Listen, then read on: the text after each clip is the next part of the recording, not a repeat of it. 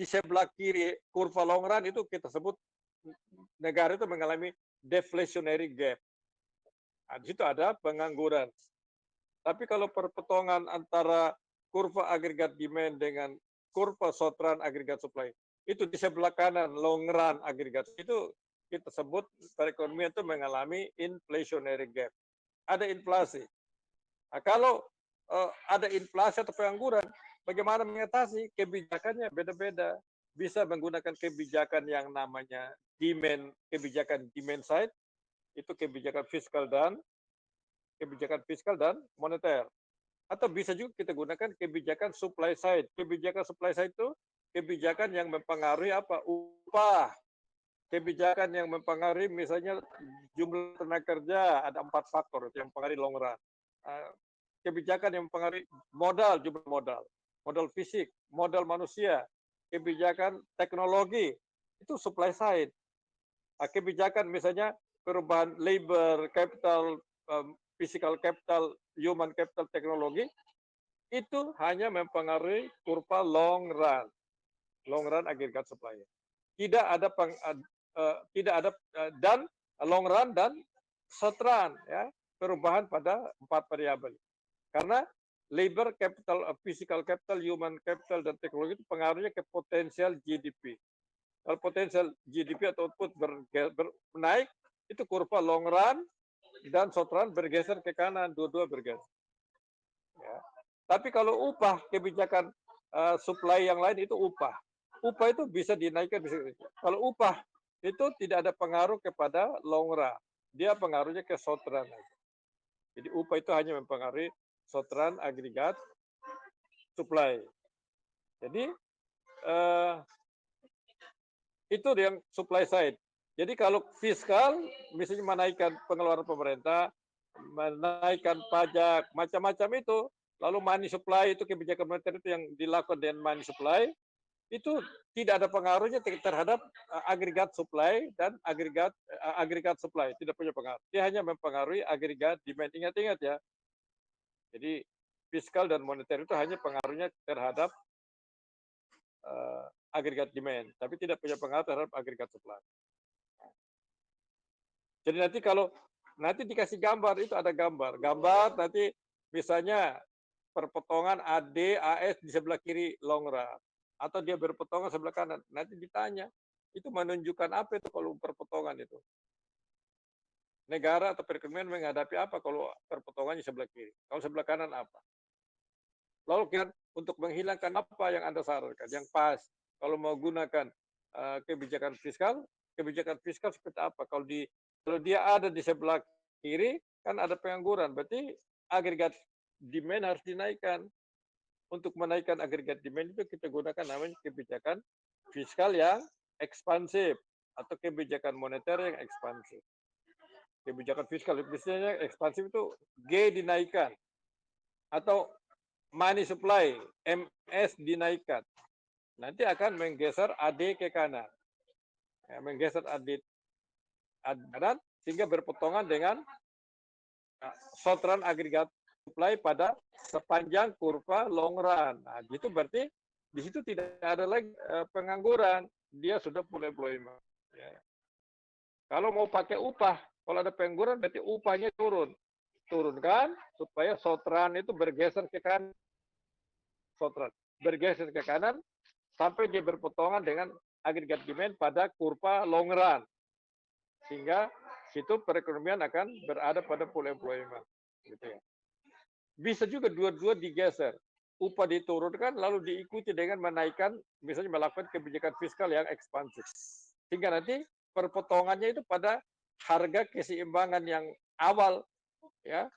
Jadi misalnya harga pada saat tadi dia below itu, pada tingkat full employment yang below itu. Kan kalau tarik ke kanan ada harga itu yang deflationary gap. Dia berpotongan di tengah-tengah situ. Gitu. Nah, kalau berpotongan di tengah-tengah situ, nah itu berarti tidak ada pengangguran. Mungkin agak susah dibayangkan ya, kalau saya tidak gambar ini susah juga. Gimana caranya? Ya, jadi teman-teman hanya membayangkan saja susah juga.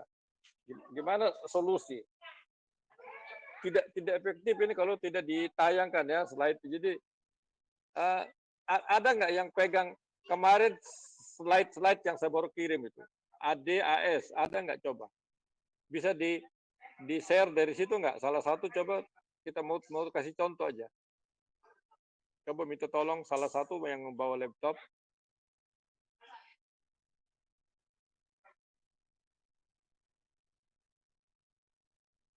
Tadi slide yang mana, Pak? Yang slide yang saya baru kirim itu, yang slide yang PPT 7, agregat supply, agregat demand. Yang baru dikirim beberapa hari yang lalu. Ada PPT 3, kebijakan fiskal, kebijakan moneter. Kan ada satu lagi, agregat supply, agregat demand. Ada yang saya kirim ke WA Group. Coba cek. PPT 7. Nah, ini nih, ya ini. Coba digeser ya, naik. Coba naik, kasih naik.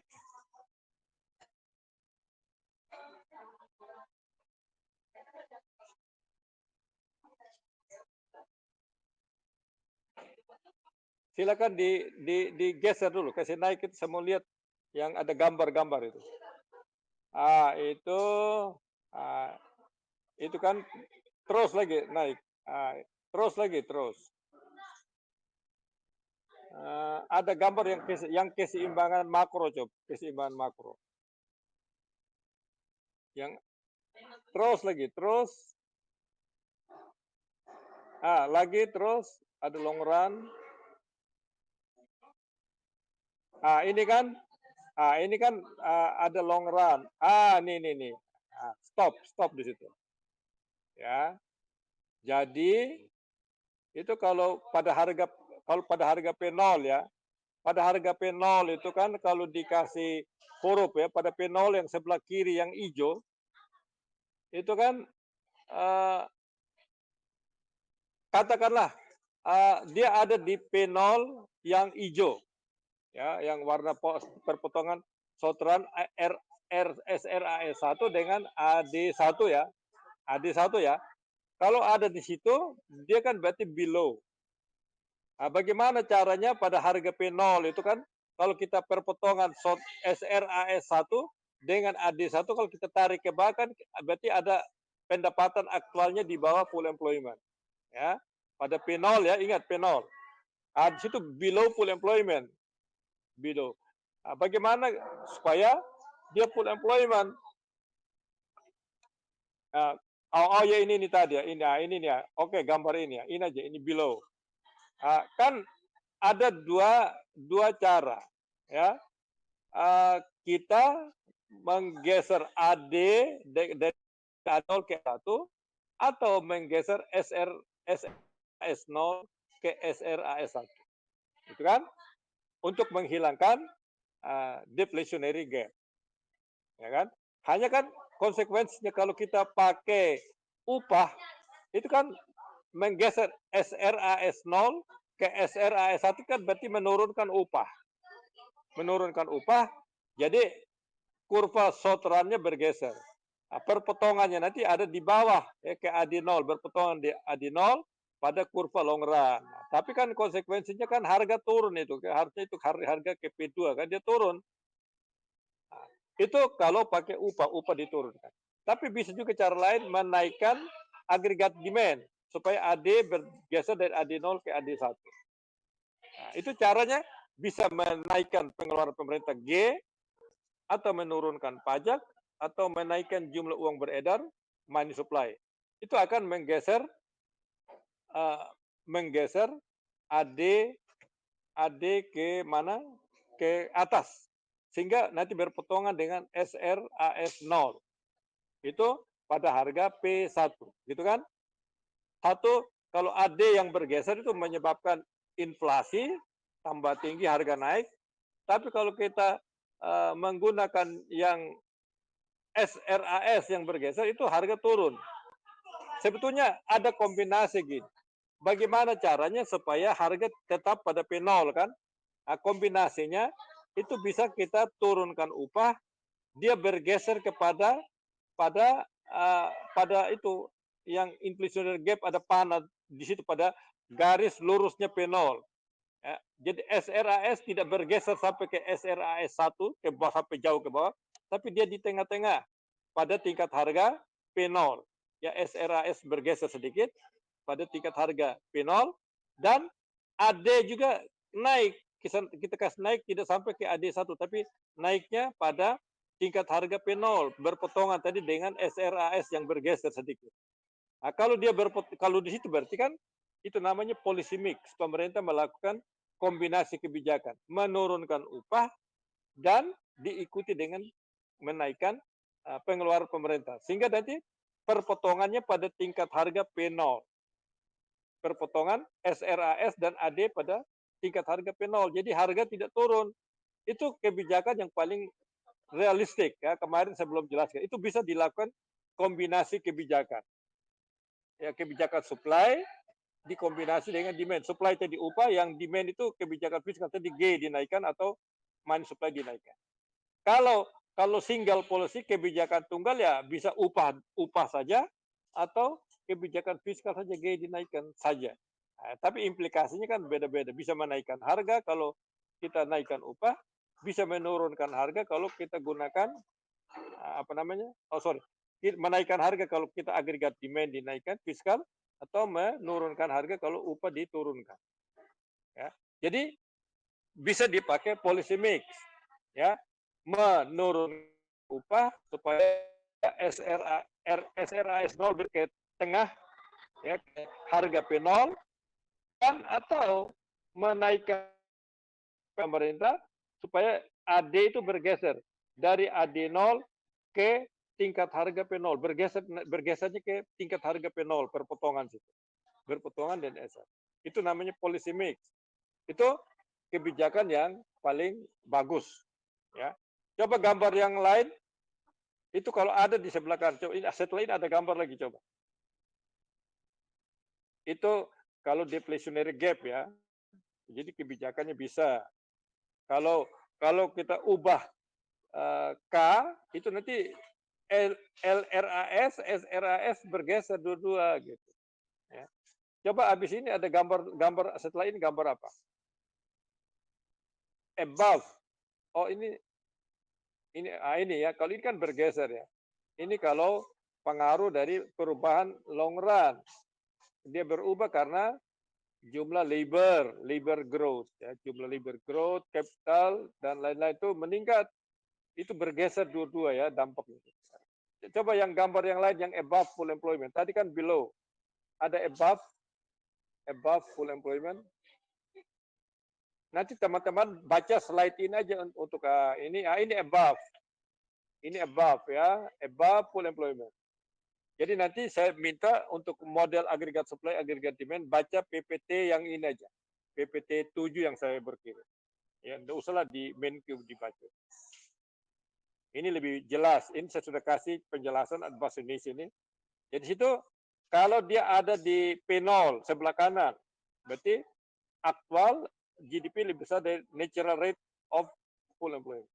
Lalu bagaimana menghilangkan gap? Bisa tadi kita caranya menaikkan upah atau mengurangi belanja pemerintah. Jadi kalau mengurangi upah, menaikkan upah, nanti SRAS 0 akan bergeser ke sampai menyinggung garis harga P0 pada long run. Dia bergeser sedikit ya, tidak sampai ke SRAS 1, SRAS 0 bergeser ke kiri atas pada titik perpotongan P0 dengan LRAS pada titik situ ya. Dia di situ. Itu SRAS 0 bergeser ke situ. Itu kalau naikkan upah. Dan atau diikuti dengan menurunkan agregat demand. Caranya dengan menurunkan pengeluaran pemerintah G. Menurunkan G akan menggeser AD0 tidak sampai ke P1, menggeser AD0 pada garis potongan P0. P0 ya, lihat. Dia di situ. AD0 bergeser ke garis perpotongan P0 dengan LRAS. Nah, jadi perpotongan SRAS dan AD itu nanti terjadi pada harga P0 di situ. Ya, pada P0. Tapi pada long run, Dia berpotongan di long run, ya, bukan di luar long run. Jadi itu sudah full employment. Jadi caranya bisa kombinasinya gitu, ya. Ya, jadi nanti di ujian dua kemungkinan. Apakah nanti harga itu dia nanti saya kasih apa namanya kalau di keseimbangan perpotongan SRAS 0 dengan AD0 di sebelah kanan long run. Atau kalau dia di sebelah kiri apa namanya? Suaranya nggak kedengeran, Pak. Kasih. Dia berarti perekonomian mengalami, misalnya Anda menjawab keseimbangan di atas full employment. Oh, kalau di sebelah kiri, perekonomian itu mengalami keseimbangan di bawah full employment. Nah, kalau dia keseimbangannya di bawah full employment, berarti perekonomian itu mengalami pengangguran. Nah, kan? Tapi kalau dia berada pada keseimbangan above full employment, perekonomian mengalami inflasi. Nah, lalu bagaimana mengatasi kalau ada inflasi? Kalau ada inflasi berarti yang dijalankan kalau dari sisi kebijakan kebijakan di side itu berarti kita gunakan kebijakan fiskal yang kontraktif. Kontraktif ya. Nah, kontraktif atau kebijakan moneter yang kontraktif. Ya, kalau kontraktif itu artinya dikurangi, G-nya diturunkan, tujuannya supaya AD turun, AD bergeser ke kiri, kontraktif. Money supply juga dikurangi, supaya kontraktif juga namanya, supaya AD bergeser ke kiri, turun.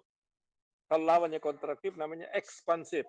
Ekspansif dipakai kalau perekonomian menghadapi deflationary gap atau berada pada keseimbangan below full employment. Itu kita gunakan kebijakan yang apa?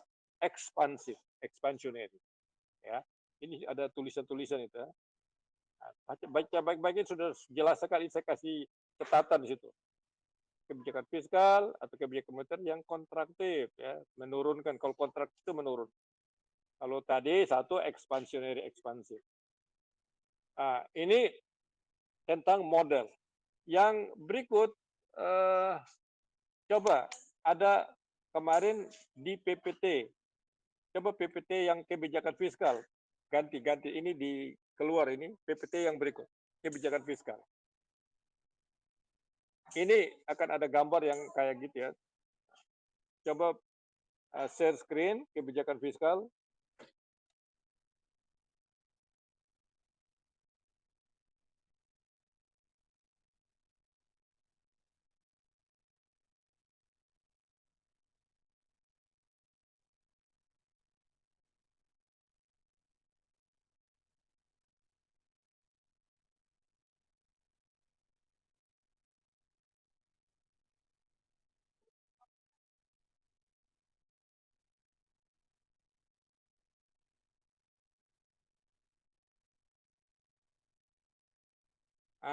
Coba naik, kasih naik.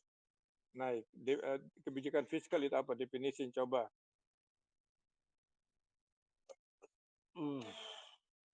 Coba kita lihat dulu. Ini top sheet ya.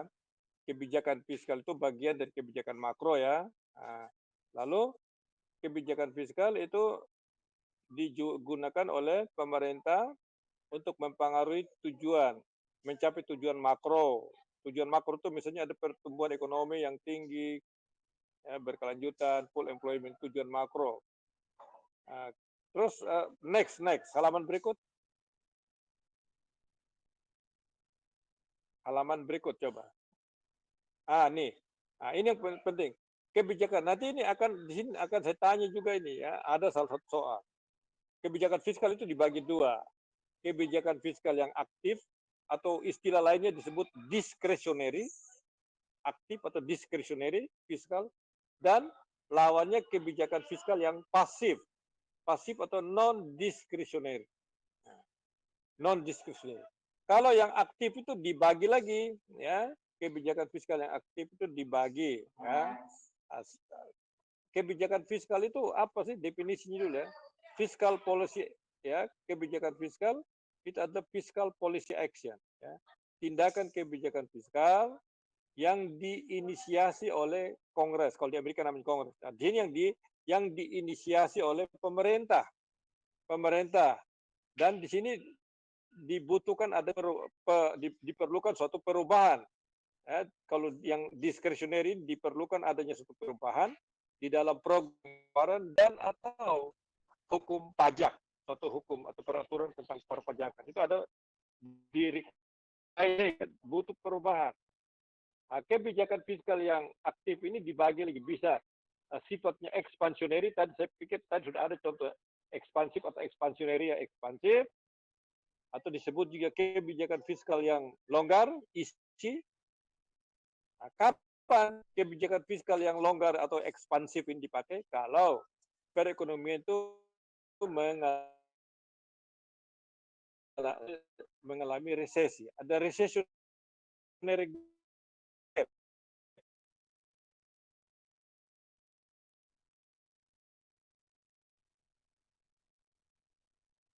atau deflationary gap. Jadi ini digunakan untuk to fight recession, untuk mengatasi resesi atau pengangguran. Jadi kalau perekonomian mengalami depresi, resesi, maka yang digunakan itu kebijakan fiskal yang ekspansionis. Tapi sebaliknya kalau perekonomian menghadapi inflasi, maka yang dipakai adalah kebijakan kontraktif, artinya disebut sebagai yang ekspansioneri dan kontraksioneri. Kapan ekspansioneri, kapan kontraksioneri itu nanti dibaca lagi. Kalau ekspansioneri, kalian berada dalam deflationary gap. Kalau kontraksioneri, kalau perekonomian menghadapi inflationary gap. Gitu. Inflasi. Kebijakan fiskal itu instrumennya ada G ya pengeluaran pemerintah, ada T pajak, tax, transfer payment R. Halaman berikut, ini yang kebijakan fiskal aktif. Yang berikut, ini nanti dibaca lagi bagaimana itu digunakan. Nah, kita lihat itu yang pengaruhnya apa? Langsung, tidak langsung. Kalau pajak itu tidak langsung ya, Anda bisa lihat.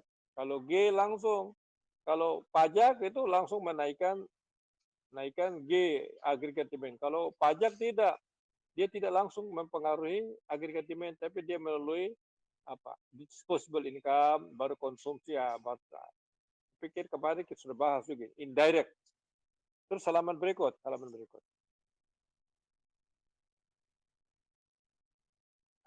Lanjut lagi, berikut lagi. Ini ya. Ini nanti dibaca baik-baik ini. Jadi tadi kebijakan fiskal itu pertama dibagi dua, yang pasif dan aktif dan pasif. Yang pasif ini atau disebut juga non-discretionary ya. Pasif, non-discretionary fiskal. Atau disebut juga kebijakan fiskal yang otomatis, automatic fiscal policy. Banyak namanya, atau automatic stabilizer atau built-in stabilizer, itu istilah nama yang sering dipakai. Apa itu kebijakan fiskal yang aktif, yang automatic?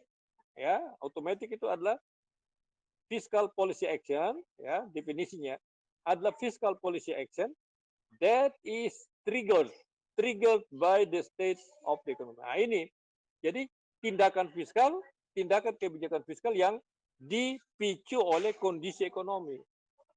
Jadi kalau ada perubahan pengeluaran pemerintah macam-macam atau pajak itu bukan karena ada tindakan pemerintah, tapi di sini karena lebih dipicu oleh kondisi ekonomi. Jadi sebagai respons terhadap kondisi ekonomi. Lain kalau kebijakan fiskal yang aktif. Kebijakan aktif tadi kan yang aktif kan diinisiasi oleh Kongres, pemerintah tadi. Pemerintah melakukan tindakan tertentu, tindakan untuk secara sengaja mempengaruhi, merubah. Di sini tidak pemerintah without, baca yang biru, without explicit action by government. Jadi sebagai konsekuensi, jadi trigger karena kondisi ekonomi. Jadi perubahan misalnya penerimaan pajak itu konsekuensi ya, tax revenue dan pengeluaran yang berfluktuasi mengikuti real GDP. Jadi kalau ekonomi mengalami resesi, ini kan kondisi ekonomi resesi. Kalau resesi misalnya kemarin kita mengalami pandemi, resesi, merosot ekonomi. Kalau merosot ekonomi apa? Pendapatan nasional, pendapatan masyarakat kan pada turun. Kalau pendapatan masyarakat turun, berarti kemampuan membayar pajak kan turun. Berarti kan penerimaan pajak pemerintah, tax revenue-nya kan turun otomatis. Ya, penerimaan pajak turun. Nah, di sini pemerintah kan tidak melakukan apa, bukan pemerintah yang kasih turun, otomatis dengan sendirinya itu akan turun kalau daya beli masyarakat turun akibat tadi resesi, kondisi ekonomi merosot. Ya, orang tidak punya income kalau nganggur karena tadi resesi, nganggur punya pendapatan tidak bisa bayar pajak, kan otomatis itu pendapatan pajak pemerintah turun ya, bukan pemerintah yang kasih turun, tapi itu karena tadi respons dari state of the economy, kondisi ekonomi yang merosot. Pemerintah without explicit action by government, pemerintah tidak melakukan apa-apa. Apa contoh dari kebijakan fiskal yang pasif itu ada 3 variabel. Contohnya automatic fiscal yang paling bawah. Automatic fiscal policy itu contohnya pajak, pajak pendapatan itu induced tax, pajak pendapatan. Kalau pendapatan orang turun, otomatis revenue turun. Ya. Jadi ini ya contohnya ada 3. Pajak pendapatan induced tax namanya. Induced tax atau pajak pendapatan itu transfer payment, asuransi pengangguran, dan stimulus otomatis. Nah, ini contoh-contoh kalau ditanya, jelaskan apa yang dimaksud dengan kebijakan fiskal yang pasif atau kebijakan fiskal yang otomatis, automatic fiscal policy. Nah, tadi itu kebijakan fiskal atau tindakan fiskal yang di-trigger oleh kondisi ekonomi, ya kan, yang di-trigger ya, trigger. Jadi terjadi perubahan penerimaan macam-macam karena kondisi ekonomi yang berubah. Nah, jadi tanpa pemerintah tindakan apa-apa. Contohnya itu pajak, ada tunjangan asuransi pengangguran, ada payment. Itu contoh-contoh dari, jadi tolong nanti dipelajari ini apa yang dimaksud dengan kebijakan fiskal yang otomatis, automatic. Nah ini ya, ini dipelajari nih. Apa itu?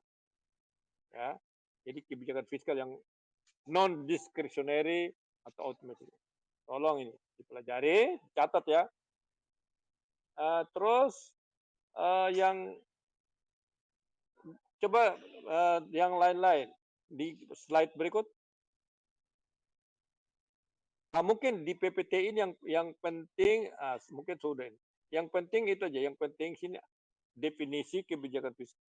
Lalu kebijakan fiskal itu jenisnya apa? Ada yang aktif dan pasif. Ingat-ingat ya, aktif, pasif. Aktif itu apa? Kalau aktif itu kebijakan fiskal yang diinisiasi oleh pemerintah.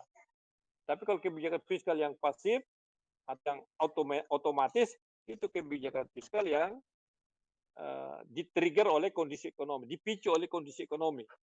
Nah, jadi pemerintah perubahan pengeluaran atau penerimaan pemerintah hanya sebagai respons terhadap kondisi ekonomi tadi yang berubah gitu ya. Nah, jadi ini nanti ada satu soal di PPT ini ya, dipelajari. Terus yang PPT yang berikut, sorry.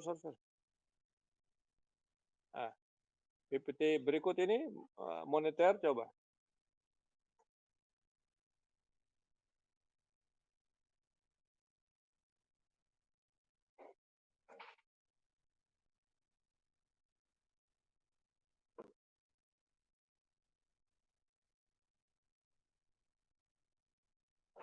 Coba PPT selanjutnya. Sudah bisa membantu lah Anda tayangkan, saya jelaskan.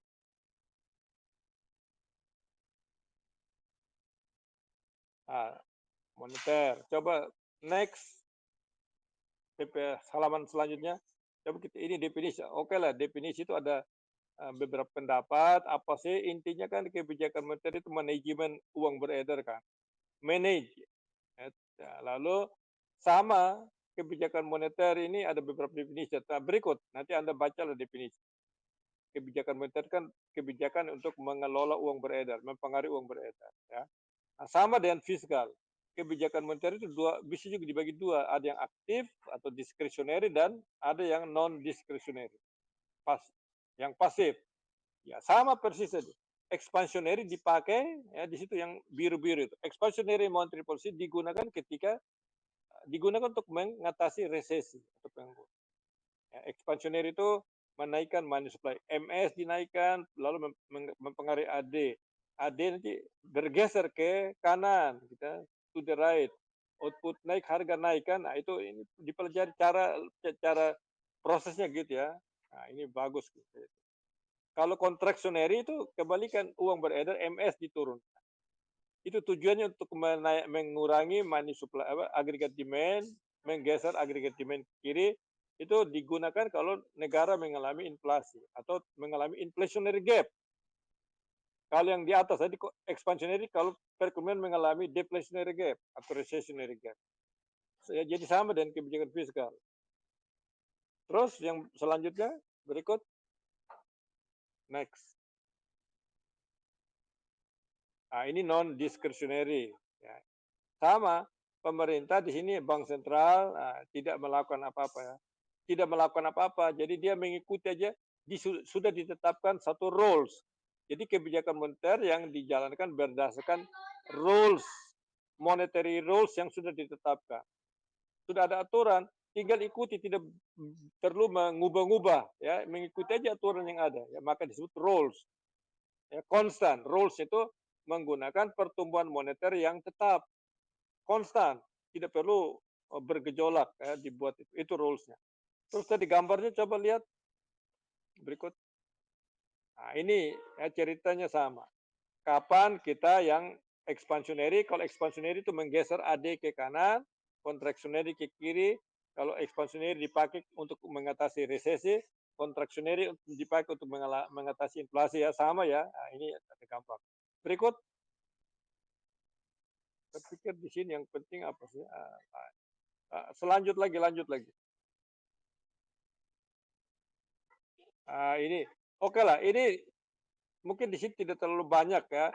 Mungkin yang perlu Anda baca tadi kebijakan moneter itu kontraksioneri dan ekspansioneri kapan digunakan dalam situasi apa itu yang harus diingat ya. Mungkin ini tidak usah dilanjut, ini kita lalu saya mau ingin tahu sedikit tadi yang slide, coba tayangkan slide yang dari MenQ. MenQ itu ada judulnya makroekonomi apa gitu, macroeconomics of open economy. Coba dicari slide-nya. Yang chapter berapa ya? 32 atau 3. Coba cek, ada judulnya makroekonomi. Yang MenQ coba. Itu penting. Saya mau jelaskan gambar di situ. Yang ada net capital outflow.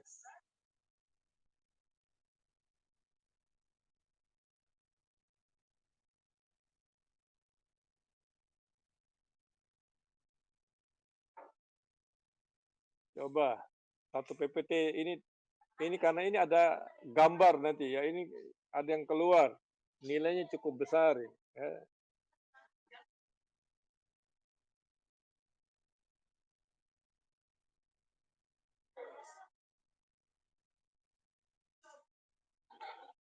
Coba cari PPT-nya yang MenQ. Saya sudah kirim ke WA group juga gitu. Ada PPT, coba. Open economy kan ada 2 slide itu. Yang basic dan satu makroekonomik teorinya itu.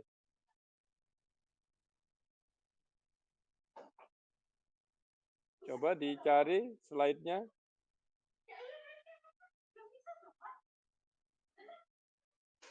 Ada judul makroekonomi apa gitu. Kan ada influence, ada apa gitu. Ini yang ada tulisan makro.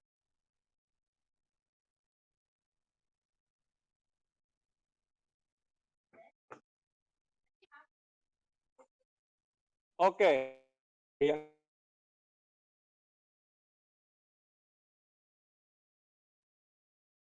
ya, coba digeser. Saya lihat. Oke, ini Pak. Terus berikut lagi selanjutnya.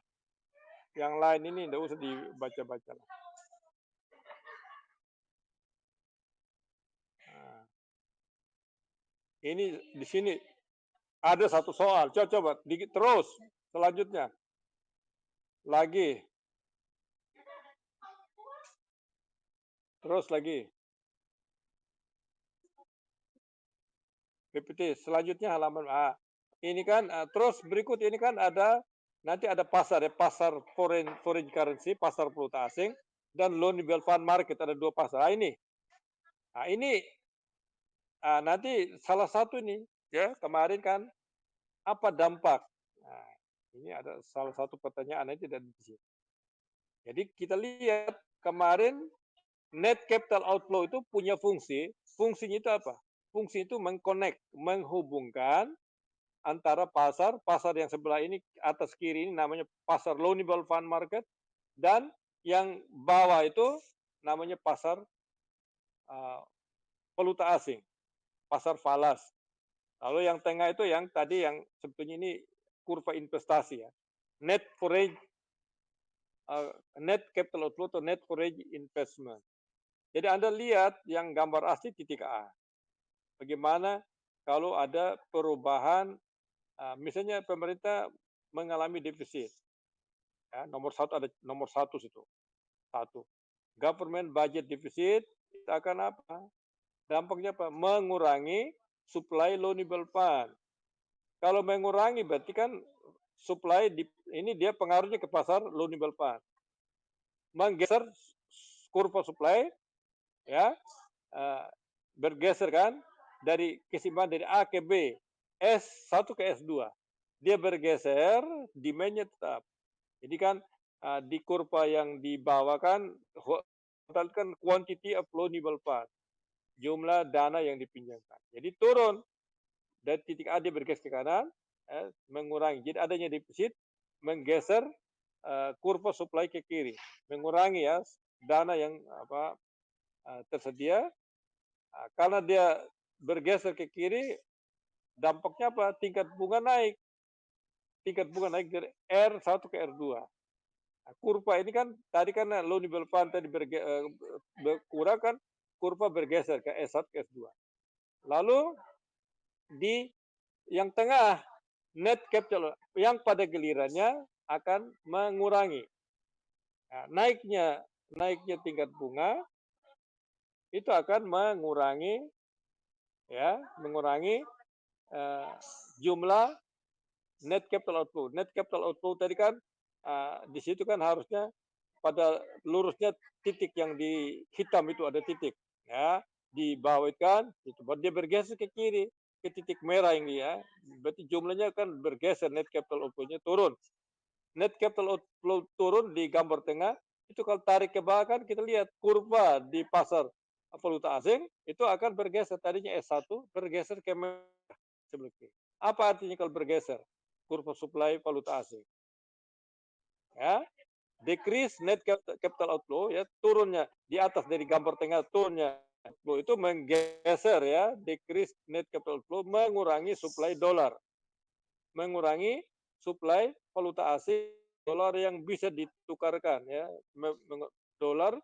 supply dolar yang bisa ditukarkan di pasar ya, yang bisa ditukarkan ke dalam valuta asing.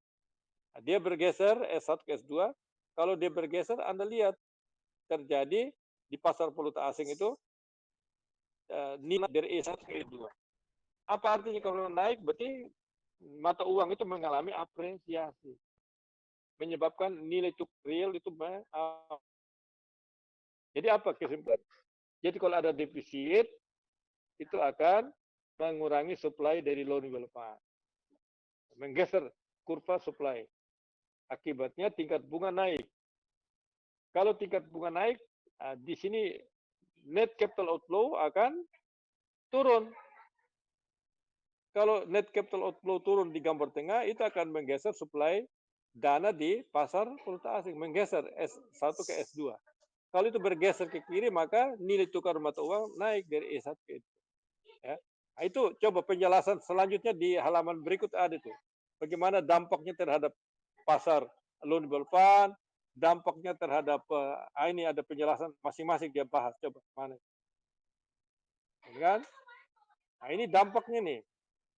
Jadi adanya government budget defisit anggaran pemerintah itu mengurangi tabungan nasional. Ingat itu ya, tabungan nasional, national saving.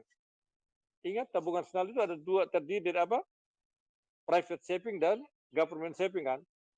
Nah, itu tabungan nasional turun yang menggeser supply curve loanable fund. Nah, menggeser ya. Lalu akhirnya menaikkan suku bunga. Itu dampaknya di pasar valuta asing, pasar loanable fund, dampak government budget deficit itu kayak di pasar loanable fund ini. Lalu dampak berikutnya pada net capital outflow NCO, coba berikut PPT berikut. Dampaknya berikut. Nih, dampak selanjutnya karena tingkat bunga tadi naik, itu tadi menyebabkan net foreign investment capital outflow turun kan. Yang kedua tadi sebelum ini kan ada nih dampaknya terhadap foreign investment NCO ya, itu akan karena tingkat bunga naik, maka akan menyebabkan mengurangi net foreign investment. Lalu yang di bawah gambar berikut tadi itu karena net foreign investment turun berkurang, maka dia akan bergeser ke kiri. Gambar berikut, slide berikut. Tadi coba. Next. Nih.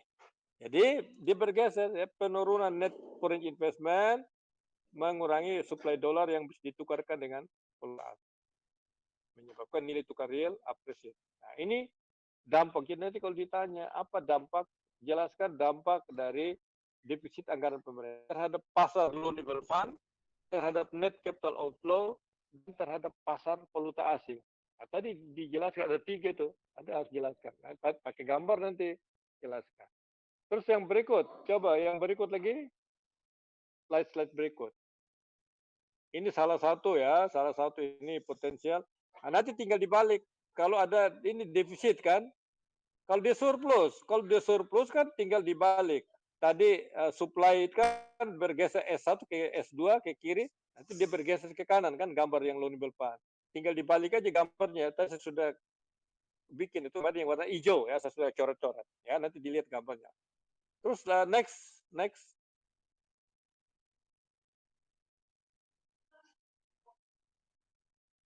Berikut lagi.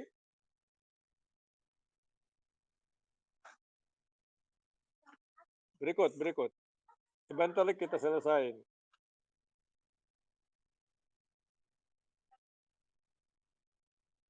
Next. PPT berikut. Ini mesti lanjut. Halaman berikut. Yang ada capital flight. Coba masih lanjutan ini, masih di PPT yang sama. Capital flight coba. Effect of capital flight. Nah, kembalikan coba.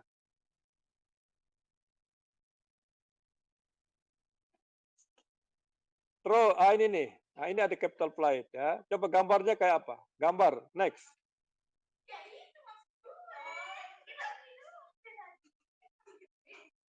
Halaman berikut. Ini tolong diperhatikan ya. Jadi ini kembalikan. Jadi kalau ada tadi defisit, ini kalau ada capital flight, pelarian modal. Pelarian modal itu orang menukarkan uangnya dengan aset luar negeri, ditaruh di luar negeri kan, aset dalam negeri dijual, ya misalnya uang dibelikan dolar lalu ditaruh, namanya capital flight. Ya. Misalnya ini ada contoh, capital flight itu kan berarti pelarian modal, berarti yang modal yang keluar makin besar. Nah, ini capital outflow-nya bergeser NCO1 ke NCO2. Bergeser ke kanan. Jadi karena adanya tadi capital flight menyebabkan kenaikan di dalam net capital outflow. Nomor 1 ya itu. Ya, ini gambar tengah. Jadi NCO1 ke 2. Apa dampaknya di pasar loanable fund?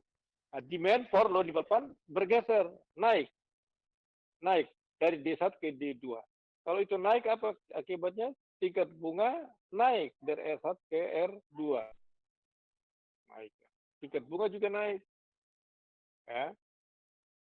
Tingkat bunga naik, jadi terjadi kenaikan permintaan loanable fund. Di sini kenaikan permintaan. Tadi kalau defisit itu kan penurunan loanable fund, ya, supply loanable fund. Nah ini naik, lalu di bawah kita lihat karena NCO kan naik, bertambah kan, berarti kan kurva supply falas di pasar valuta asing bergeser ke kanan. Bergeser ke kanan S1 ke S2. Kalau dia bergeser ke kanan berarti dengan demand yang tetap, itu tingkat bunga, bukan tingkat bunga, nilai tukar real exchange rate itu turun dari E1 ke E2. Artinya mata uang di sini mengalami depresiasi. Nah, sederhana aja.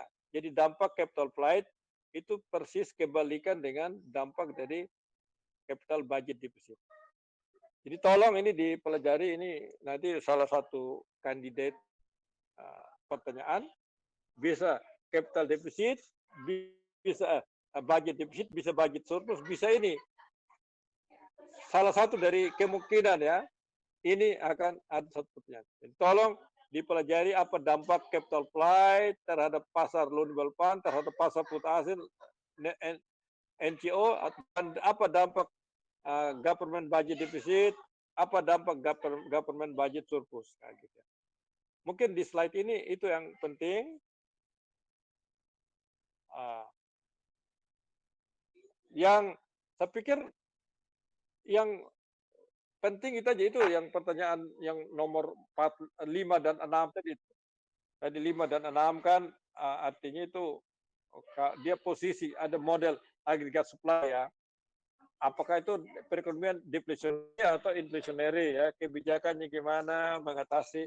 Lalu ini dampak. Jadi sudah jelas, Anda siapkan, ya sudah pasti bisa itu. Ini 60 poin itu sudah bisa dapat dari soal 5 dan 6. Kalau sampai nggak bis juga keterlaluan, saya sudah beritahu ini yang antara ini atau ini kan tinggal pilih, dikerjakan aja nanti. 3 kemungkinan, pilih salah satu. Ya. Jadi untuk yang 4 itu ya tinggal pilih 2. Jadi nanti yang mengenai konsep ekonomi barter, ada double coincidence of bond itu gimana, dicari itu. Ada di slide mana saya sudah jelaskan. Kenapa ekonomi barter dianggap paling tidak efisien? Tidak efisien karena mensyaratkan adanya double coincidence of bond. Ya, itu kelemahan. Lalu yang berikut itu tadi pajak fiskal, otomatis yang pasif. Lalu contohnya, lalu apa lagi? Lalu kurva-kurva, kenapa misalnya dalam jangka panjang long run agregat supply itu tegak lurus. Lalu money supply bagaimana peran bank sentral? Jadi bank sentral, jadi kalau ada persamaan MS sama dengan MM kali MB, money supply sama dengan money multiplier dikali monetary base. Itu persamaan basic ya. Dengan menggunakan persamaan uang beredar ini, Anda bagaimana peran dari para aktor, dari 3 aktor penting. Peran dari masyarakat luas, peran dari sistem perbankan, peran dari bank sentral dalam mempengaruhi uang beredar melalui persamaan itu. Misalnya kan, kalau bank sentral kan mempengaruhi apa? Mempengaruhi monetary base kan, dia mengatur cadangan, menentukan rasio cadangan kan, itu peran dia, monetary base dia yang atur. Uang kartal juga. Lalu kalau bank sentral bank umum Bank umum itu lewat deposit. Dia mengendalikan. Kalau masyarakat ya permintaan uang kartal. Nanti kan lihat di situ ada bagaimana currency ratio, reserve ratio berubah. Lalu itu currency ratio CR itu siapa yang menentukan? Masyarakat atau perbankan? Lalu reserve ratio itu siapa yang tentukan? Monetary base itu siapa yang tentukan? Gitu kan? Disitulah peran dari 3 aktor dalam perekonomian ini. Jadi ada masyarakat luas, publik, ada bank umum atau sistem perbankan, dan bank sentral. Nah, nanti kalau itu ditanya harus bisa Anda jelaskan peran dari masing-masing aktor ini dalam mempengaruhi uang beredar dengan menggunakan tadi persamaan MS sama dengan MM kali MB. Di situ ya. Mengerti money multiplier itu apa ya? Rumusnya currency ratio, reserve ratio. Monetary base itu apa? Uang kartal ditambah cadangan. Nah, cadangan itu siapa yang atur? Uang kartal ini siapa? Gitu kan? Yang keluarkan. Nah, di situ peran dari masing-masing pelaku. Lalu uang beredar itu tidak punya pengaruh terhadap apa? Output, gitu kan. Kenapa itu? Ya, itu dasarnya dari teori itu MV sama dengan PY. Ya, klasik ini kan asumsinya perekonomian dalam jangka panjang itu sudah full employment.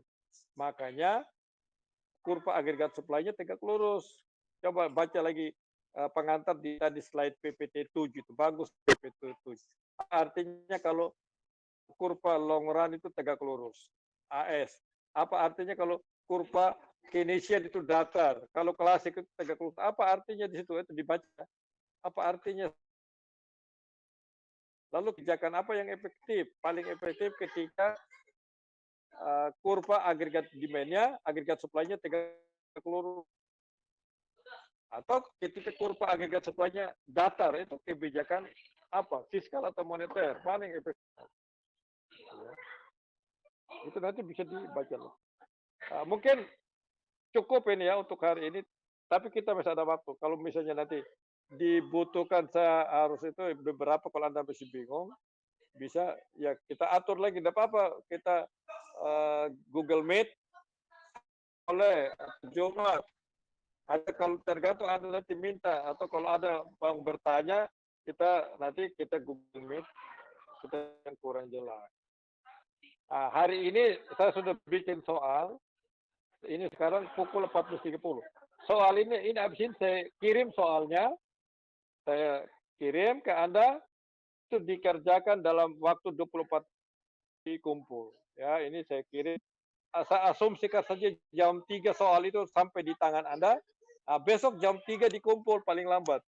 Jam 3 dikumpul di kantor saya. Kalau bisa ditulis, diketik lah biar rapi. Karena ada yang tulisannya tidak bisa saya baca. Kalau bisa ya diketik, ya nanti dikumpul besok di ruang saya pukul 15. Jadi ini ya masih ada, ini baru 2:30. Jadi kita asumsikan saja soal ini sampai di tangan Anda pukul 15. Besok dikumpulkan jam 3. Ya, dikumpulkan. Ya, bolehlah sampai jam 4, nggak apa-apa. Nah, kalau lewat jam 4, nanti Anda nggak ketemu, saya sudah pulang. Ya, jangan diusahakan sebelum jam 4 sudah kumpul di meja saya. Kalau tidak, nanti nggak ketemu itu, saya sudah tinggal. Gitu ya, untuk hari ini. Saya nanti masih ada kuliah offline. Habis ini di ruangan, memang kelasnya mereka jam 14.50. Saya akan ada di kelas. Kelasnya ini kalian juga kan? Nanti kan kalian ini kelas ini yang jam, iya bukan? Yang jam, Iya, Pak. Bukan, Pak, iya. bukan beda. Hari ini yang bukan. PMB, Ini, BMA. iya. Kalian nanti, oke. Nggak ada. Ini kalian sudah terakhir ini ya. Yang nanti kelas mereka yang beda. Oke. Tapi kalau ada yang mau masuk juga nggak apa-apa. Kalau mau dengar-dengar, nanti kita. Oke. Saya akan akhiri sampai di sini ya. Selamat sore, selamat belajar, sukses untuk semuanya. Kalau ada hal yang kurang jelas dalam waktu 1-2 hari bisa bertanya. Nanti bisa mau mengundang Google Meet juga boleh. Tapi saya pikir tadi cukup lah. Tadi kisi-kisinya sudah cukup. Yang penting tadi yang 2 soal terakhir 5 dan 6 itu Anda bisa jawab benar, ya bisa. Gitu ya. Pak, si akad sudah belum, Pak? Ini habis ini saya siakan langsung. Oh, oke. Gitu ya. Kita akhiri. Terima kasih atas kebersamaan Anda. Sampai jumpa di bisa kalau nanti ada mau bertanya silakan. Sukses ya untuk Anda. Tolong tugasnya habis ini saya kirim ya, langsung dikerjakan. Supaya besok bisa dikumpul. Oke, silakan kalau mau live kita akhiri saja. Terima kasih, Pak. Makasih, Pak. Terima kasih, Pak. Terima kasih, Pak. Pak. Terima kasih, Pak.